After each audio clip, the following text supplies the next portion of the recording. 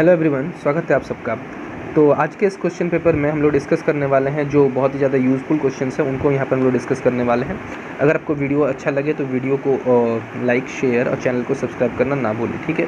तो बढ़ते हैं अपने क्वेश्चन की ओर। क्वेश्चन पेपर को आप ध्यान से देखना है। सबसे पहला क्वेश्चन क्या बोल रहा है, which of the following set is an empty set. इसमें आपको बताना है कौन सा सेट एम्प्टी सेट होगा, ठीक है। तो इसमें एम्प्टी सेट का मतलब होता है नल सेट जिसमें कोई भी एलिमेंट ना हो। जैसे कि इसमें x belongs to natural number है, तो अगर आप देखना चाहते हैं 2x + 5 इज इक्वल टू 6 है, तो इसको जब सॉल्व कीजिएगा तो 2x इज इक्वल टू 1, तो x इज इक्वल टू 1/2 जो कि does not belongs to n, so it is an empty set. Okay, इसका ऑप्शन नंबर ए हो जाएगा। क्लियर है। बढ़ते हैं अपने अगले क्वेश्चन कर। विच of the following has one subset, ठीक है, जिसमें केवल वन सबसेट हो, उसको होता है नल सेट होता है, जिसमें कहेंगे बी है, ठीक है। If a set A contain 5 element then the number of element in the power set में कितना होता है 2⁴ यानी 32 हो जाएंगे, यानी ऑप्शन नंबर सी। क्लियर है। इफ़ ए इज़ इतना है, ए को एक सेट बना हुआ है, बी को सेट बना हुआ है, सी को सेट बना हुआ है, तो आपको फिर से बताना है A union B intersection A union C. तो सबसे पहला आप मुझे बताइए ए यूनियन बी क्या होगा। ए यूनियन बी में सारे के सारे एलिमेंट समा जाएंगे। देखिए सबसे पहला आपका एलिमेंट आ जाएगा 2 आ जाएगा, 3 आ जाएगा, 4 आ जाएगा, 5 आ जाएगा, उसके बाद 8 आ जाएगा, 10 आ जाएगा और 12 आ जाएगा। ओके, ये ए यूनियन में, यूनियन मतलब क्या होता है कंबाइन करके, ठीक है। फिर अगर आप बात करते हैं ए यूनियन सी की, जब बात करते हैं तो ए यूनियन सी में आपका 2 आ जाएगा, 4 आ जाएगा, सॉरी 2 आ जाएगा, 3 भी आ जाएगा, यूनियन है ना, 2 3 4 5 6 8 10 12 और फाइनली 14 आ जाएगा, ठीक है। अब देखना है कि इसमें कॉमन क्या जा रहा है। आप बताइए इंटरसेक्शन मतलब होता है कॉमन क्या जा रहे हैं, तो ध्यान से आप बताइए मुझे कि कॉमन क्या क्या है। आप देख पा रहे हैं इसमें 2 कॉमन है, 3 कॉमन है, लिख लेते हैं 2 3 4 कॉमन है। ओके, फिर देखिए 10 कॉमन है, यहाँ भी एक 10 है, यहाँ भी एक 10 है और 12 कॉमन है, यानी ऑप्शन नंबर सी। क्लियर है। तो समझ में इस तरीके से हमें क्वेश्चन को सॉल्व करना है। क्वेश्चन नंबर आपका आ जाएगा यहाँ पे 5 नंबर में बोल रहा है if U is an this is the set and A is this and B is then U A union B का ट्रांसपोज कंजुगेट, ठीक है, सॉरी इसको डैश यानी नॉट बिलोंग्स टू बात करें, ठीक है। तो देखते हैं कि इसमें क्या आ रहा है। ए यूनियन बी पहले क्या होगा, आराम से देखिए आप मुझे बता सकते हैं ए यूनियन बी का मतलब क्या होता है, दोनों में कंबाइन। तो ए यूनियन बी का मतलब हो जाएगा 1 2 3 4 6 एंड 8, ये क्या हो गया A union B. Okay, A union B. अब मुझे बताइए ए यूनियन बी का वो कौन कौन सा एलिमेंट है जो बी में नहीं है, ठीक है, कौन कौन सा एलिमेंट है आप देख सकते हैं आराम से। देखिए कलर में यहाँ पर ये जो होता है डज नॉट बिलोंग्स टू, ये नॉट द सबसेट हो जाएगा। तो 1 से लेकर ये 1 2 3 4 6 8 आ रहा है, लेकिन इसमें नहीं आ रहा, 5 नहीं आ रहा है, 7 नहीं आ रहा है और 9 नहीं आ रहा है, तो राइट ऑप्शन सी हो जाएगा। क्लियर है। क्वेश्चन नंबर 6 की ओर बढ़ते हैं। If A and B are the two set, if A union B M not का होल नॉट इंटरसेक्शन, तो ये आपको डायरेक्टली फैक्ट वाली बात है, आपको याद रखने वाली बात है। 6 का आंसर हो जाएगा, इसका आंसर हो जाएगा ए, ठीक है। कलर इसमें 6 का आंसर क्या होगा ए। क्लियर है। 7 में बढ़ते हैं। 7 में क्या बोल रहा है, देखिए ना सेट के बहुत सारे क्वेश्चन है, इसमें दिखाई दे रहा है कि सेट थ्योरी कितना इंपॉर्टेंट है। If A B and just A B and आपको ए यूनियन बी क्रॉस निकालना है ए इंटरसेक्शन बी का किसके बराबर होगा। तो थोड़ा सा लेंदी क्वेश्चन है क्योंकि यहाँ पर थोड़ा लेंदी। तो आप मुझे बताइए यहाँ से कलर क्यों चेंज हो जा रहा है। तो एक चीज़ मुझे बताइए ए यूनियन बी क्या होगा। यूनियन में भी बताया कॉमन क्या क्या नंबर है बताइए, 1 2 3 और 8 हो गया। उसके बाद बताइए ए इंटरसेक्शन बी क्या है। इंटरसेक्शन मतलब कॉमन क्या क्या है, सिर्फ एक ही नंबर कॉमन है 3। अब बताइए कि जब आप इसको कर रहे क्रॉस कर रहे हैं तो क्या क्या होगा। 1 का पहला बन जाएगा, 1 का 3 के साथ पेयर बनेगा, या 3 का 1 के साथ, ठीक है, या 3 का 1 के साथ आप ऐसे निकाल सकते हैं। अगला बन जाएगा 3 का 2 के साथ, ओके, नहीं सॉरी 1 का 3 के साथ, 2 का 3 के साथ, 3 का 3 के साथ और 8 का 3 के साथ, यानी ऑप्शन डी हो जाएगा। हाँ, अगर बोलता कि ए इंटरसेक्शन बी क्रॉस निकालना ए यूनियन बी का, तो 3 को एक एक करके इसका इंटू करते तब उल्टा आंसर आपका आ जाता, ठीक है, तब ऑप्शन ए हो जाता। लेकिन यहाँ पर इस क्वेश्चन का आंसर होगा बी नंबर, ठीक है। क्लियर। 8 नंबर क्वेश्चन में बोल रहा है कि इफ़ ए इतना है, बी इतना है, सी इतना है तो आपको बताना है which of the following is not the relation from A to B. Okay, not the relation from A to B. तो एक चीज़ मुझे बताइए, यहाँ से आपको नॉट द रिलेशन, तो एक्स ए एक सेट बन रहा है, एक्स वाई जेड से बी एक सेट बन रहा है, इससे क्लियर है। तो एक चीज़ देखिए, एक्स ए एक सेट बन रहा है, अगला देखिए एक्स सी भी एक सेट बन जा रहा है, क्लियर है, ये सेटिस्फाई कर रहा है। दूसरा क्या दिख रहे हैं, देखते हैं वाई सी भी बन रहा है, वाई डी भी बन जा रहा है, जेड ए बन रहा है, जेड डी बन जा रहा है। ओके, अगला देखिए आपका जेड बी बन रहा है, वाई बी बन रहा है और ए डी बन रहा है। देखिए ये सेट जो है आपका मैच नहीं कर रहा है, क्योंकि इसमें आपका ए डी नहीं होना चाहिए था, ए डी कुछ नहीं बिलोंग करेगा, क्योंकि जब आप इसे क्रॉस कर रहे हैं तो इसका मतलब 8 का राइट ऑप्शन हो जाएगा डी। अब आते हैं क्वेश्चन नंबर 9 की ओर बढ़ते हैं। क्वेश्चन नंबर 9 क्या कह रहा है, क्वेश्चन नंबर 9 की ओर डिस्कशन कर रहे हैं। इस क्वेश्चन में क्या कह रहा था कि सर्कुलर एंगल आपको निकालना है। क्या निकालना है, सर्कुलर एंगल निकालना है। तो जब सर्कुलर एंगल निकालना है तो इस क्वेश्चन में क्या निकालना है कि सर्कुलर एंगल किसका निकालना है, 75 डिग्री का। तो देखिए करना क्या होता है 75 डिग्री का सर्कुलर एंगल निकालने के लिए, कि जो भी 75 उसको आप पाई बाई 180 के साथ मल्टीप्लाई कर दिए, इसको 15 का टेबल में काट दिया तो आंसर आ गया 5 पाई बाई 12। ठीक है, अगला क्वेश्चन नंबर 10 क्या बोल रहा है कि अगर टेन थीटा बराबर है -5/4, ठीक है, टेन थीटा कितना है -4/3 है, तो साइन थीटा। तो एक चीज़ मुझे बताइए, अगर ट्रायंगल के प्रॉपर्टीज़ को लगाते हैं, ये बी और सी, अगर ये थीटा होता है, ये परपेंडिकुलर, ये बेस, ये हाइपोटेन्यूज, ये आपका 4 होता है, ये 3 होता है, तो पाइथागोरस लगा के आप कह सकते हैं कि ये 5 होगा। ठीक है, अब एक चीज़ बताइए कि अगर साइन थीटा को निकालना चाहे तो perpendicular by base that is 4/5। Tan theta अगर नेगेटिव है तो दैट मीन्स इट है कि वो आपका सेकंड क्वाड्रेंट और फोर्थ क्वाड्रेंट में ही लाई कर सकता है, बट इस क्वाड्रेंट में सेकंड क्वाड्रेंट में बात करते हैं, अगर साइन थीटा लाई करता है तो इसका मतलब साइन थीटा वहाँ पॉजिटिव होता है, यानी वो नेगेटिव नहीं हो सकता। तो इस हिसाब से जो हम ऑप्शन देखने जाते हैं तो हमारा ऑप्शन नंबर ए राइट आंसर बनता है। ठीक है, क्लियर है। क्वेश्चन नंबर 13 की ओर बढ़ रहे हैं। If A B C D with the angle of the cyclic coordinator taken in the order then cos a plus cos b plus cos c is equal to cos। देखिए इसमें क्या लगाते हैं, हम सिंपल बताते हैं। साइक्लिक कोऑर्डिनेटर का मतलब क्या होता है कि अगर आपके पास एक सर्कल के अंदर कोऑर्डिनेटर है तो अपोजिट एंगल का सम कितना डिग्री होता है, 180 degree. That means a plus C मिला के आपका 180 डिग्री आएगा, b प्लस डी मिला के कितना आएगा, 180 डिग्री। यानी आपको प्रॉपर्टी क्या यूज़ करना है, एंगल a प्लस सी बराबर 180 degree, angle b plus D मिला के 180 डिग्री। ओके, अगर अब इस प्रॉपर्टी को यूज़ करते हैं और आप cos c plus cos d का फॉर्मूला अप्लाई करते हैं तो आपको 13 नंबर का ए आंसर आ जाएगा। क्लियर है।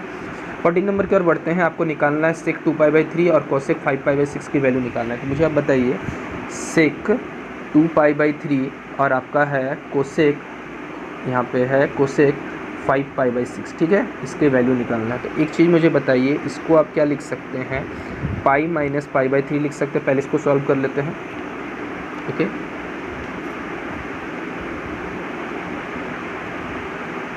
ओके, तो देखिए यहाँ पर क्या बोलना चाह रहा है कि सबसे पहले हम इसे सॉल्व करते हैं, sec 2π/3 इसको पहले सॉल्व हम लोग करते हैं। तो कितना आना चाहिए बताइए। यहाँ से जब हम इसे सॉल्व करते हैं तो sec पाई माइनस π/3, यानी ये बिलोंग कर रहा है सेकेंड क्वाड्रेंट में। सेकेंड क्वाड्रेंट जो होता है वहाँ पर sec नेगेटिव होता है, और ये sec π/3 मतलब माइनस sec π/3, यानी आपका आ जाएगा sec π/3 का मतलब कितना होता है, sec आपका होता है 60 डिग्री। ये किसका अपोजिट होता है, cos 60। cos 60 मतलब कितना, sin 30 का, मतलब sin 30 होता है 1/2, दैट मीन्स आपका आ जाएगा -2। ओके, ये पहला वाला का आ गया।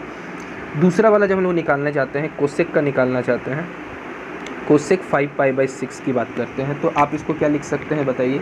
आप इसको लिख सकते हैं cosec pi minus π/6, it is again belong to the second quadrant. इसको आप लिख सकते हैं, ये तो पॉजिटिव हो जाएगा क्योंकि cosec π/6, cosec π/6 का मतलब होगा फिर से cosec 30 डिग्री। cosec 30 डिग्री मतलब sin 30 का उल्टा, यानी आपका 2। तो यानी जब दोनों को ऐड कीजिएगा तो आपका आंसर आ जाएगा 0। क्लियर है। तो 14 का ऑप्शन हो जाएगा 0।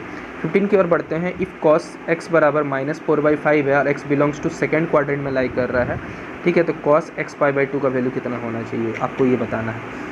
तो देखिए इसमें अगर हम लोग आइडेंटिटीज़ को लगाते हैं तो 15 का आंसर आना चाहिए, कितना आना चाहिए, C। क्लियर है। अगला क्वेश्चन है कि 2 sin 15 degree into cos 75 degree का वैल्यू कितना होना चाहिए। इसमें आपको देखिए ये क्वेश्चन बहुत बार आप आराम से RS अग्रवाल की बुक जब आप उठाएंगे तो उसमें आपको इसमें आराम से सॉल्यूशन इसका मिल जाएगा। इसमें एग्जैक्टली फार्मूला क्या लगाना होता है कि हमें इसमें लगाना है 2 sin बेसिकली 2 साइन सी इंटू या 2 साइन ए इंटू कॉस बी का आपको फॉर्मूला लगाना है। तो बेसिकली एक बार दोनों में ऐड होगा और एक बार हम लोग इसको किस फॉर्म में एक्सपेंड करके लिख सकते हैं, एक बार साइन ए प्लस बी, ओके, प्लस दे के लिख सकते हैं साइन ए माइनस बी, ओके। ये जब हम इनको एक्सपेंड करके ऐड करेंगे तो ये ऑटोमेटिकली, तो a प्लस बी का मतलब एक बार आ जाएगा कोसेक, आप ऐड कर रहे हैं तो 15 और 75 का 90 आ जाएगा, और एक बार माइनस करेंगे कॉस 60 आ जाएगा, ठीक है। और कॉस 60 जो हो जाएगा वो आपका आ जाता है, कितना आ जाता है, देखिए सबसे पहले आराम से सॉल्व कर रहे हैं। साइन ए प्लस बी साइन 90 मतलब 1, और इसका आ जाएगा √3/2, यानी 16 का आपका आंसर आ जाना चाहिए, आपका आंसर आ जाना चाहिए। और बीच में यहाँ सब्सट्रैक्शन का सिंबल होगा, ठीक है, यहाँ पर मैंने माइनस का, तो 1 माइनस √3/2 यानी ऑप्शन डी हो जाएगा, ठीक है। 16 का आपका आंसर क्या हो जाएगा, डी। 17 की ओर बढ़ते हैं। क्वेश्चन नंबर से, if a plus B is equal to 45 तो cot a minus 1 by cot b minus 1 की वैल्यू कितना होना चाहिए, ओके, ये आपको कैलकुलेट करना है। तो एक चीज़ तो यहाँ से क्लियर है कि अगर आप कॉट a को लिखना चाहते हैं a माइनस 1, तो कॉट a के बदले में आप इसको आराम से a को क्या लिख सकते हैं, आप इसको सब्सट्रैक्शन में आंसर होगा ऑप्शन डी हो जाएगा, ठीक है। अब क्वेश्चन नंबर 18 की ओर बढ़ते हैं। क्वेश्चन नंबर 18 में क्या कह रहा है आपका, क्वेश्चन नंबर 18 क्या कह रहा है कि 4 साइन ए कॉसेक स्क्वायर ए माइनस कॉस इतना। तो आराम से आपको करना क्या है, आप आराम से पहले 4 साइन ए और कॉस ए एलसीएम लेके निकाल दीजिए, तो आपका जो बच जाएगा वो हो जाएगा कॉस स्क्वायर ए माइनस क्या हो जाएगा, साइन स्क्वायर ए। कॉस स्क्वायर ए माइनस साइन स्क्वायर ए जो होता है वो आपको पता है, वो होता है कॉस 2a। क्या होता है, कॉस 2a। और ये साइन a इंटू कॉस है, अगर इसको 2 इंटू 2 में हम लोग तोड़ते हैं तो ये साइन 2a, यानी ये अगेन हो जाएगा 2 into sine 2a into cos 2a, जो कि अगेन फार्मूला में सेट होकर साइन 4a का फॉर्म दे देगा, ठीक है। यानी option number D is your right answer. Question number 19 की ओर बढ़ते हैं। क्वेश्चन नंबर 19 क्या बोल रहा है, if one of the principal values अब इतना निकालना है, कितना है। तो देखिए क्वेश्चन नंबर 19 में क्या है, आपके पास √3 सेक एक्स बराबर इतना दिया हुआ है, तो इसका मतलब सेक एक्स बराबर आपके पास आ जाएगा इतना आ जाएगा।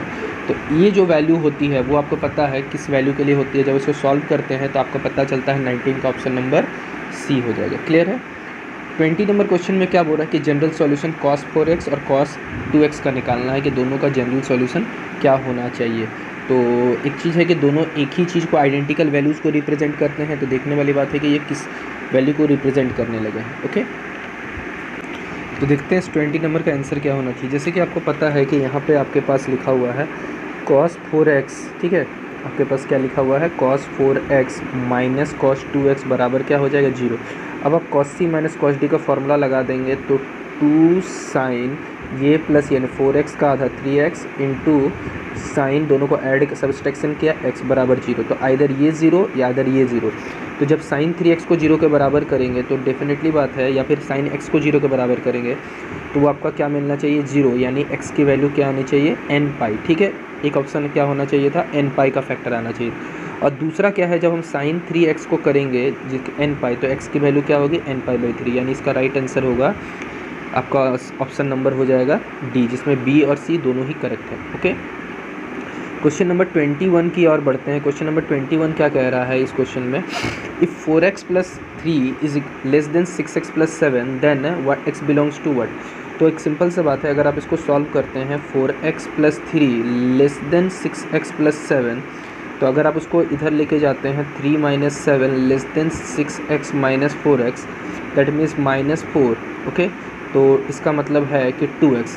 तो अगर आप इसको लिखते हैं ऐसे 2x इज़ ग्रेटर देन आपका हो जाएगा -4, तो x इज़ ग्रेटर देन -2, यानी -2 से इन्फिनिटी के बीच में होगा। 22 में क्या कह रहा है कि 3 minus X will be equal to 3 minus X if, ठीक है, x less than equal x greater than equal to, और x बोल रहा है लेस देन इक्वल टू 3। तो आप इसको थोड़ा सा दिमाग लगा के भी बना सकते हैं। बोल रहा है कि 3 माइनस एक्स के बराबर क्या होगा। सपोज़ कीजिए कि x का हमने कोई वैल्यू असाइन कर लिया जो 3 से इक्वल या 3 से छोटा है, ठीक है। सपोज़ कीजिए 3 से हमने कोई भी छोटा एक वैल्यू ले लिया, सपोज़ कीजिए 2 ले लिया, ओके। तो बताइए 3 माइनस एक्स में पुट करेंगे तो 3 माइनस 2 क्या होना चाहिए था, 1। और इसका मॉडुलस करिए, चाहे वो बिना मॉडुलस के छोड़िए, तो ये दोनों इक्वल हो जाएंगे लेस देन के लिए। अगर हम 3 पे भी इक्वल करते तो ये भी 0 ये भी 0 होगा। लेकिन अगर गौर कीजिए हम 3 से बड़ा लेते हैं, 3 माइनस 4, तो इसका 4 लेते हैं x का वैल्यू, तो आपका एक साइड तो मिलेगा -1, एक साइड मिलेगा +1। क्या ये दोनों इक्वल होंगे? यानी ये ऑप्शन तो ऐसे भी नहीं हो सकता, तो ग्रेटर वाला इक्वल तो ऐसे कट गए, तो option number D right answer हो गया। ओके, क्वेश्चन नंबर 23 की ओर बढ़ते हैं। क्वेश्चन नंबर 23 क्या कह रहा है कि आपको बताना ये है क्वेश्चन नंबर 23 में कि अगर x लेस देन 5 है देन x क्या होना चाहिए। तो सिंपल है, अगर x लेस देन 5 है, ठीक है, तो अगर आप इसको -x से इंटू कर देते तो इधर भी क्या होगा, माइनस होगा। ओके, लेकिन जैसे आप माइनस के साथ साइन क्या हो जाता है, चेंज हो जाता है, यानी ऑप्शन सी। 24 के साथ अगर बात करते हैं 24 का, if x is a real number and mod x is less then 3, तो इसका आंसर क्या होना चाहिए। इसका मैंने पिछले ही सेट में बताया, जिसके हिसाब से इसका आंसर कितना होगा, बी नंबर हो जाएगा। यहाँ समय वेस्ट करके कोई फ़ायदा नहीं है, तो अगर आपने पिछला वीडियो देखा हुआ है तो it will be helpful for you. Okay, आपको बोलना है, अगला बोल रहा है 25 नंबर का कितना होगा। देखिए, कॉम्प्लेक्स नंबर के सारे क्वेश्चंस हैं, इन क्वेश्चंस का आंसर अगर कॉम्प्लेक्स नंबर को थोड़ा सा अच्छे से समझना है तो हमारा जो दूसरा चैनल है न्यू वे एकेडमी, वहाँ पर कॉम्प्लेक्स नंबर की पूरी सीरीज़ पड़ी हुई है, तो you can Go Air and watch the complete video. आपके पास है -5i और इसको i/8 के साथ इंटू करना है, तो एक सिंपल हो गया कि एक तो हो जाएगा आपका -5/8 और i आपका जो -1, यानी सिंपल आ जाएगा 5/8 आ जाएगा, यानी इसमें केवल और केवल आपका रियल पार्ट है। ओके, तो उस हिसाब से इसका आंसर होना चाहिए ऑप्शन डी। क्लियर है। 26 नंबर की ओर बढ़ते हैं। 26 में बोल रहा है i² + i⁴। देखिए, i² सिंपल होता है -1 और ये क्या होता है +1, तो इसका राइट आंसर होगा 0। ओके, यानी ऑप्शन सी।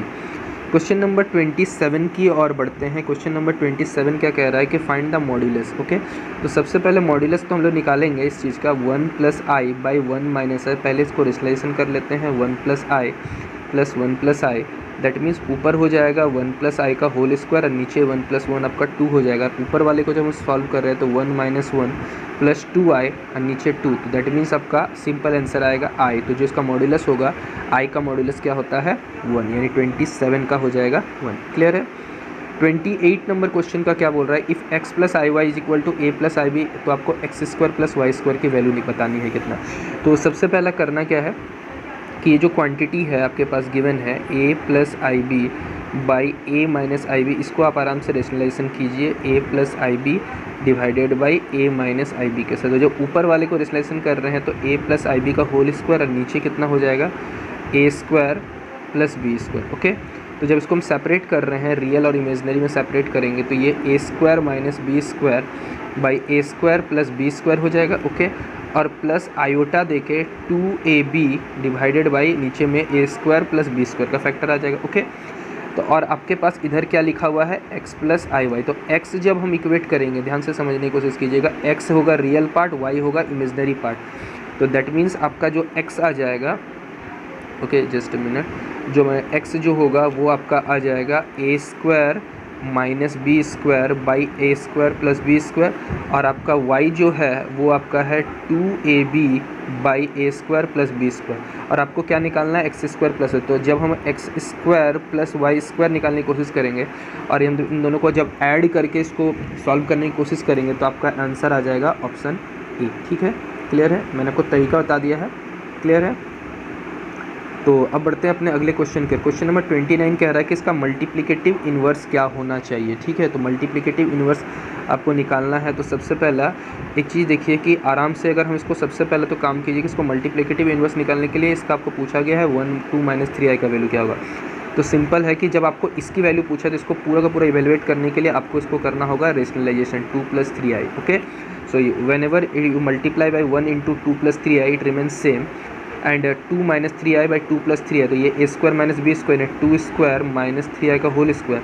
तो नीचे जब आपका सॉल्व कर रहे हैं तो 2 + 3i, यहाँ आपका 4 + 9 13 आ जाएगा, that means 2/13 plus iota into 3/13, यानी ऑप्शन नंबर ए। ओके, क्वेश्चन नंबर 30 की ओर बढ़ते हैं। x² प्लस इसका आपको बताना है सॉल्यूशन क्या होगा। तो एक सिंपल सा बात है, अगर आप इसको देखते हैं x² plus x + 1 is equal to क्या है 0। ओके, तो आप एक चीज़ बताइए, x² plus x is equal to -1। ठीक है, हालांकि आप इसको डायरेक्टली उसका ऑप्शन दे सकते हैं 30, उतना क्यों करें, क्योंकि आपको पता होना चाहिए कि 1 + ω क्या होता है 0। तो ओमेगा क्या होता है कॉम्प्लेक्स रूट ऑफ यूनिटी होता है, और कॉम्प्लेक्स रूट ऑफ यूनिटी की वैल्यू ही होती है ऑप्शन सी। ठीक है, सॉल्व करने जाएंगे काफ़ी समय लगेगा, उतना ज़्यादा हमें दिमाग नहीं लगाना है। ठीक है, क्लियर है, तो ये आपका आंसर होगा।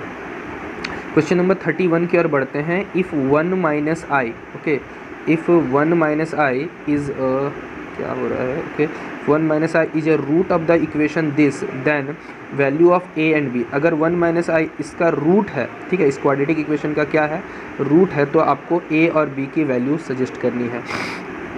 तो जब इसको आप सॉल्व करने जाएंगे तो इसका आपको पूरा का पूरा सॉल्व करना पड़ेगा। ठीक है, तो देखिए इसमें करना कैसे करके सॉल्व कर रहे हैं, इसे थोड़ा सा अगर हम लोग गौर करते हैं तो एक चीज़ बताइए, इसमें जब पहले इसका सॉल्यूशन क्या होना चाहिए, आपको पता है माइनस बी, तो plus minus root over B square minus 4ac by आपका आना चाहिए 2a। ओके, यहाँ b के बदले में क्या है, a है, तो माइनस a प्लस माइनस, और b के बदले में a स्क्वायर माइनस 4ac मतलब 4b, और नीचे कितना हो जाएगा आपका 2। क्लियर है, तो जब आप इसको सॉल्व करेंगे तो दैट मीन्स रियल पार्ट और रियल पार्ट, इमेजनरी पार्ट, मैंने ऐसा ही कोई फैक्टर आना चाहिए। ओके, तो जब आप इसे पूरा का पूरा, थोड़ा सा ये लेंदी क्वेश्चन दे दिया गया है, तो बट इसमें कुछ दिमाग नहीं लगाने जाएंगे, सीधा 31 का आ जाएगा बी। ओके, 32 का होगा। ओके, 32 में बढ़ रहे हैं, इसको मल्टीप्लाई कर दिया तो सिंपल है, माइनस और माइनस आपका यहाँ से -3 इंटू -6, दैट मीन्स 18 जो होता है वो आपका 3√2 हो जाता है। ठीक है, यहाँ पे क्वेश्चन मिस्टेक है, तो आपका सीधा यहाँ पे 3√2 होना चाहिए, पता नहीं एक आयोटा का क्यों ऑप्शन दे दिया है।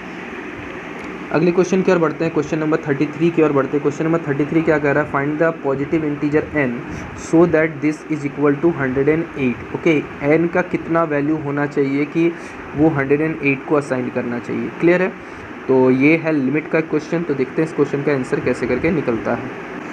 तो देखिए इस क्वेश्चन को सॉल्व करने के लिए हम लोग लगाएंगे लॉपिटल रूल, और लॉपिटल रूल के अनुसार करेंगे क्या कि अगर हम इसको डिफरेंशिएट करते हैं n x to the power n-1 और नीचे 1 हो जाएगा, दैट मीन्स 108। अब आपको ऑप्शंस एलिमिनेशन का यूज़ करना पड़ेगा। अगर हम बात करते हैं यहाँ पर 1 यूज़ करते तो कभी भी 108 मिल सकता नहीं, 2 अगर यूज़ करेंगे तो भी नहीं मिलेगा, 3 यूज़ करेंगे तो एक बार चेक कर लेते, चलिए 3, और यहाँ किसके बदले में, n के बदले में 3 है। ठीक है, और x जो है यहाँ x की वैल्यू कितना यूज़ करना है, ऑलरेडी 3, क्योंकि x टेंस टू 3 यानी 3 माइनस 2, तो कभी भी 108 मिल सकता नहीं, इसलिए ऑप्शन नंबर डी हो जाएगा। अगला क्वेश्चन बोल रहा है 34 नंबर में, क्या बोल रहा है कि 10x बाई इतना, तो ये सिंपल सा बात है, ये इसका आंसर होगा 1, क्योंकि sin x बाई एक्स भी होता है 1 और 10x बाई एक्स भी क्या होता है 1 होता है, but cos x by x क्या होता है, वो होता है आपका क्या होता है, क्योंकि cos x बाई एक्स जब करेंगे तो वो एक अलग चीज़ हो जाएगा। ठीक है, तो आप उसको कमेंट सेक्शन में बताइए कि उसका आंसर क्या होना चाहिए। क्वेश्चन नंबर 35 में क्या बोल रहा है कि लिमिट x साइन 1/x की वैल्यू कितनी होनी चाहिए। तो देखिए ध्यान से, यहाँ पर x साइन 1/x है, तो अगर हम इसको बैलेंस करने के लिए 1/x से इंटू करते हैं, ओके, तो यहाँ पे हम लोग इसे क्या करना पड़ेगा, 1/x के साथ बैलेंस भी करेंगे, तो जब इसे सॉल्व करते हैं तो आपका आंसर आएगा 1, यानी 35 का आ जाएगा आंसर 1 हो जाएगा। 36 में क्या है, अब इसको बोल रहा है limit x tends to 0 e to the power x minus E square by X minus 2। देखिए अगर x की वैल्यू यहाँ पर 2 पुट करते हैं तो ये आपका 0/0 का फॉर्म आएगा। फिर अगर 0/0 का फॉर्म आ रहा है तो हम लोग लॉपिटल रूल यूज़ करेंगे, तो e to the power x by 1 आ जाएगा, तो e टू दी पावर 2, यानी 36 का आ जाएगा, क्या आ जाएगा, c। ठीक है, 37 नंबर क्वेश्चन क्या बढ़ रहा है, if f(x) is equal to इतना, तो f डेरिवेटिव ऑफ -1। तो सबसे पहला f डेरिवेटिव यानी फर्स्ट ये जो डैश है उसका मतलब सिंगल डेरिवेटिव होता है। ठीक है, तो इसको करेंगे तो 4x + 3, और यहाँ पर f डैश -1 पुट करेंगे तो -4 + 1, यानी दैट मीन्स हो जाएगा -1, यानी ऑप्शन सी। क्लियर है। 38 नंबर क्वेश्चन में बोला derivative of x² cos with respect to x, तो यानी आपको x² का कहने का डेरिवेटिव आपको निकालना है। ध्यान से x के रेस्पेक्ट में डेरिवेटिव निकालेंगे तो इसका हो जाएगा x² + 1, cos x का हो जाएगा माइनस sin x, और यहाँ पर cos x 2x। ठीक है, तो इसका ऑप्शन नंबर ए हो जाएगा। आसान सा डेरिवेशन है।